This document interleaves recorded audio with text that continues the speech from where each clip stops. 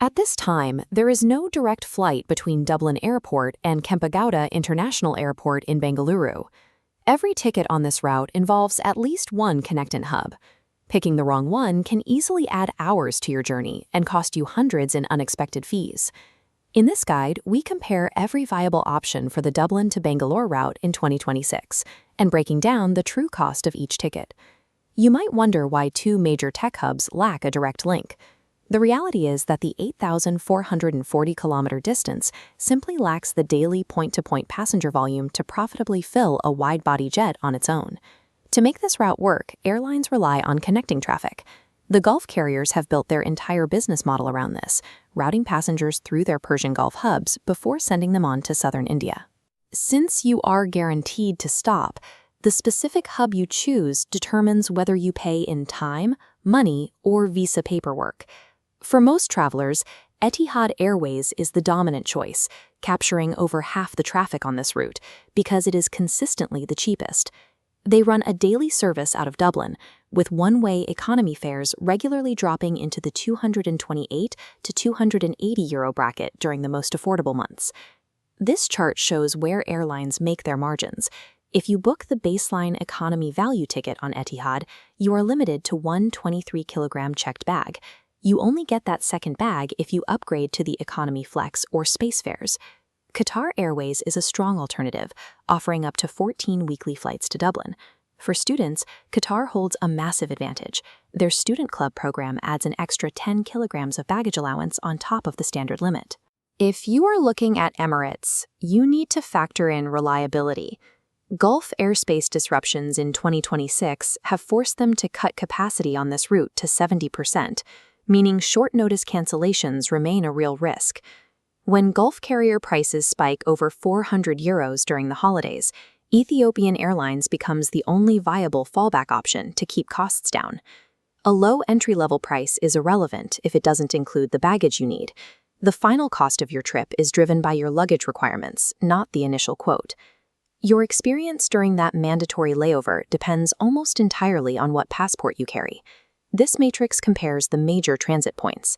For Indian passport holders without a US, UK, or Schengen visa, Doha takes the lead for frictionless travel. Qatar grants a complimentary 96-hour transit permit on arrival. There is no pre-application paperwork, meaning you are walking right through immigration without stopping. We spoke to a data analytics student who used this exact facility to spend her 9-hour layover exploring the National Museum of Qatar, saving €40 compared to other routing options. Abu Dhabi does offer a free 48-hour transit visa for Etihad passengers, but it requires strict online pre-approval through their portal before you fly. Opting for Etihad's cheaper base fare forces you to take on that administrative friction, whereas Qatar offers peace of mind and flexibility when you land.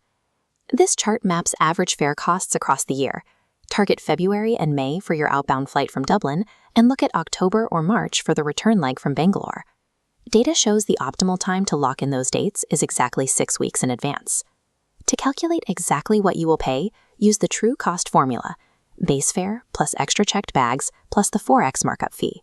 Never wait to pay for extra bags at the airport counter. Desk prices are typically 40 to 60% higher than pre-purchasing online. Your payment method can also quietly drain your budget. Standard Indian credit cards carry a hidden Forex markup of around 3.5% on international transactions. This flowchart explains the dynamic currency conversion, or DCC trap, that airline booking sites use. If the checkout page offers to charge you in Indian rupees, always decline and select euros. Selecting rupees triggers a hidden 5 to 7% penalty over the mid-market rate. You can also use point-of-sale arbitrage.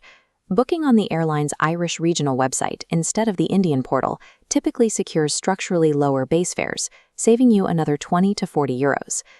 Failing to manually override those currency settings at checkout will erase any savings you gained from choosing a budget airline tier.